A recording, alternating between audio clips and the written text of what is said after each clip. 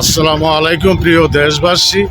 বিএনপির ভারপ্রাপ্ত চেয়ারম্যান জনাব তারেক রহমান ওনার পিতা মাতার আদর্শ মাথায় নিয়ে তাদের মুখের বাক্য নিয়ে উনি মিটিং মিছিলে বক্তব্য দিচ্ছেন। বিসমিল্লাহ বলে বক্তব্য আরম্ভ করেন। উনি আল্লাহ ও আল্লাহর রাসূলকে স্মরণ করে আল্লাহর রাসূলের আদর্শে রাষ্ট্র পরিচালনা করবে সেই কথাবদ্ধ করেছে। বাংলাদেশের জনগণ মুসলমান, খ্রিস্টান, বৌদ্ধ, হিন্দু যত জাতি আছে সকল জাতি আমরা মিলেমিশে বাংলাদেশ জাতীয়তাবাদী দল বিএনপিকে যেখান থেকে নমিনেশন দিবে দানের শীর্ষ প্রতীকে ভোট দিয়ে জয়যুক্ত করে সংসদে পাঠাইব। তারপর তারেক জিয়া রাসূলের আদর্শ মাথায় নিয়ে রাষ্ট্র পরিচালনা করবে বলেছে, তার আদর্শে পালন করতে পারবে। যদি আমরা তাদেরকে নির্বাচিত না করি তাহলে তাদের কথা রক্ষা করা হবে না।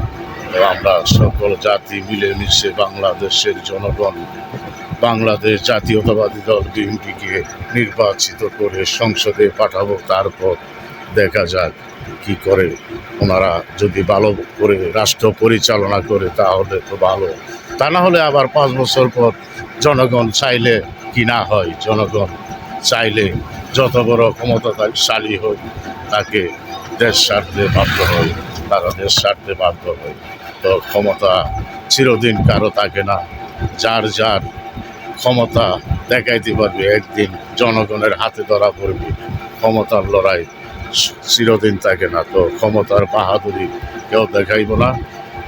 বাংলাদেশ 92% মুসলিম রাষ্ট্র, সেই রাষ্ট্রে জামাত বলে ইসলাম কায়েম করবে। কেন বাংলাদেশে কি ইসলাম নেই? এইসব বাক্য দিয়ে দেশে নির্বাচন করলে জনগণ আপনাদেরকে থুথু দিবে।